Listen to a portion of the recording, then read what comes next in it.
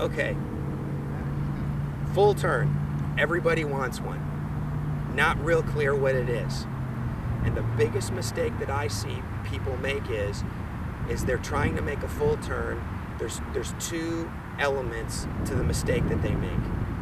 Some do one, some do the other, some do both. The first one is arm overrun.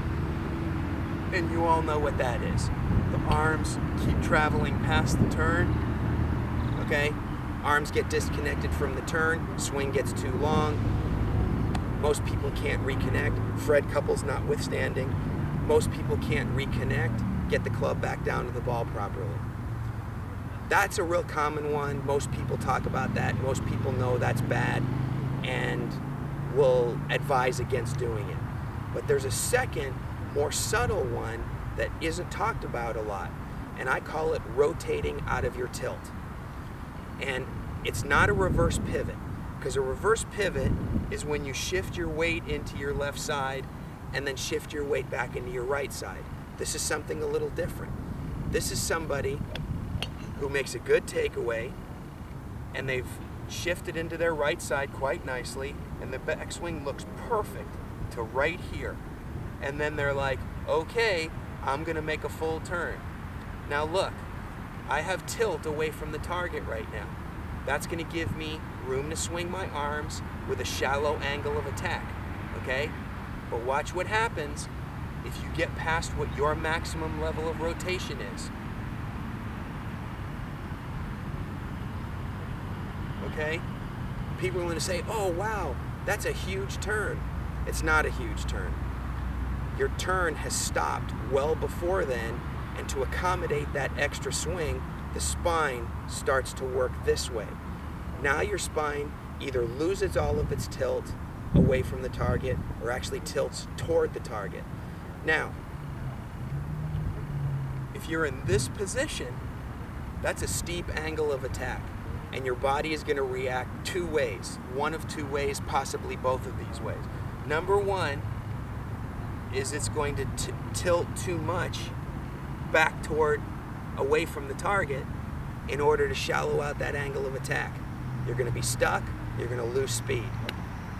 Number two, which is more common, is the body will throw away that right wrist angle in order to keep you from putting an idiot mark on your driver or building a big deep divot that you could bury your playing partners in. So here's how you know what a full turn is. Put a shaft in front of your chest and you turn your shoulders as much as you can while maintaining that tilt away from the target. See, this is no good.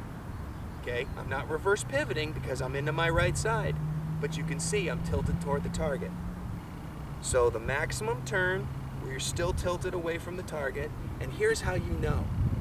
If you look in the mirror, I always put the club head on this side. When I turn, if I drew a line right up the middle of my stance and the middle of my chest, you do not want your right shoulder or this club traveling past that midline.